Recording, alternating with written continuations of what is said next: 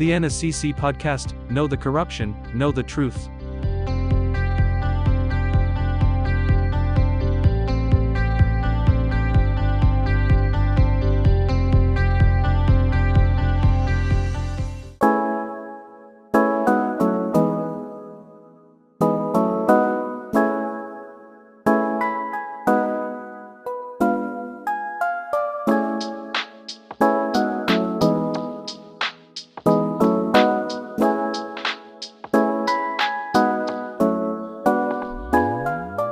Welcome to the Nacc Podcast, Know the Corruption, Know the Truth. And today's episode, we invited you to know about transparent cheating in government procurement. What I'm about to say is not wrong at all.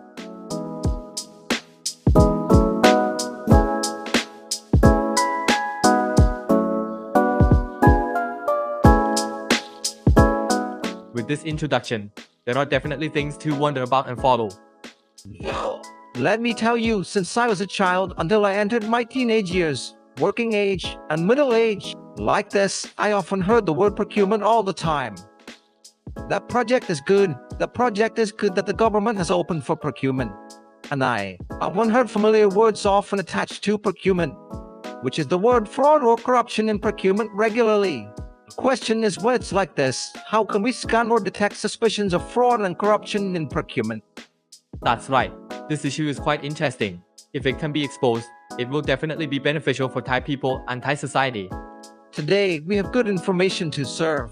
Let's say that if we know how to use the theory of we may have doubts or questions. It may also give us a glimpse of the fraud that is close to us at all times. How should we look for suspicious behavior of fraud and corruption in procurement? Let's start with the first point. Look at the complaints from bidders, which include both bidders and other parties, because complaints are an important source of information about fraud and corruption in projects that are financially supported by the bank. Many complaints, even though they do not mention fraud and corruption, often lead to the disclosure of such misconduct in the investigation. For example, complaints about missing materials or defective materials showing low capabilities, but it may also indicate that the acceptance of defective materials is in exchange for a bribe. The complaint may be related to any project or risk. Just starting with the first one, it's fun. Subcontracts with a value lower than the procurement budget. In projects where fraud or corruption is involved, the perpetrators often try to avoid higher levels of scrutiny or competitive bidding. In this case, they will adjust the contract to be slightly lower than the procurement budget or intentionally divide the contract into several subcontracts to achieve this goal. I've never known this before. It's really profound. It's getting more and more profound with the scam. It's point 3.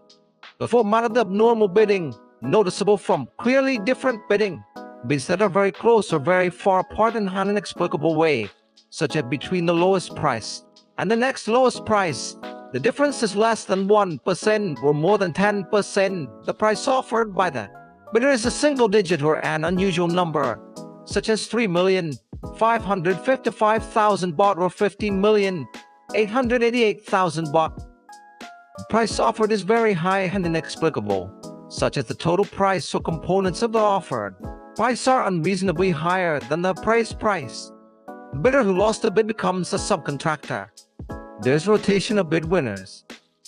Delayed consideration of the bidding results or announcement of the results or signing of the contract may indicate that there is agreement of corruption conditions. A repeated extension of the bid guarantee. I have heard of some cases, that is, in a bidding that involves collusion, the bid winner will coordinate with other bidders to offer a price that makes the bidders bid the lowest price, including coordinating the preparation of bid proposals on behalf of the bidders who collusion. The bid winner may use subsidiaries, affiliated companies or front companies set up as a front to conduct illegal activities and to submit very high bids or offers with special conditions that are unacceptable in many cases. There are additional indications that many bidders have offered bid guarantees with consecutive bid numbers, indicating that the purchase was made by a single buyer.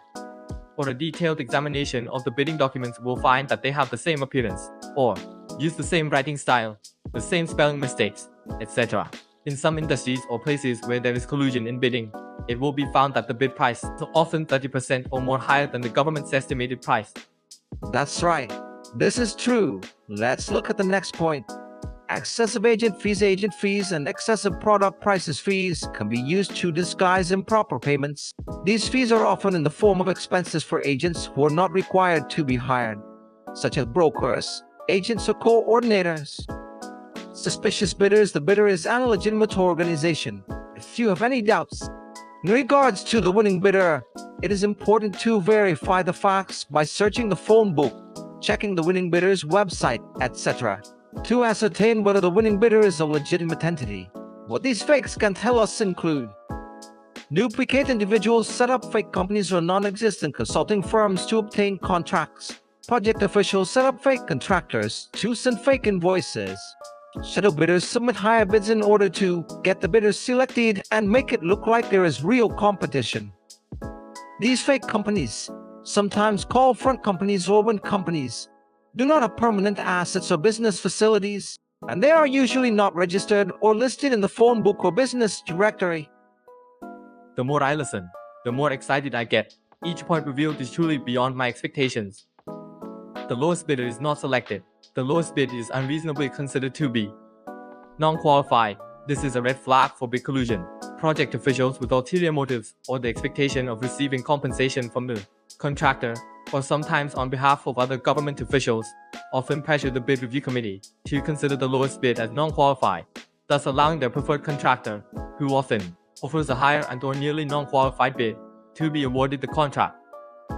Recontracting with the same contractor is an unreasonable practice, and a request to exempt the implementation of the approved procurement plan to make a contract with a particular bidder should be closely examined.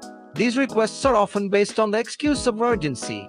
Such contracts are made on the basis of improper principles and reasons, or are divided into subcontracts in order to make the value of the contract lower than the minimum value of the procurement.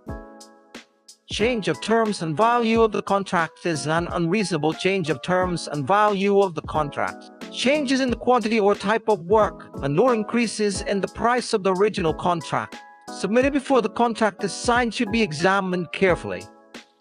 Profit may result from the increase in price and/or quantity of work during the period from the time the contractor is selected and the contract is signed by changing the scope of contract change orders. After the contract is signed and during the execution, there is often an order to have money changes.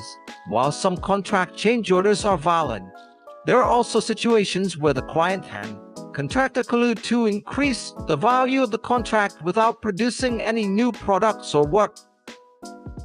Poor quality work services. Delivery of poor quality goods services or no delivery of goods or core services, which are good indicators of fraud and corruption when the contractor uses bribes and kickbacks or colludes with other bidders to win the project.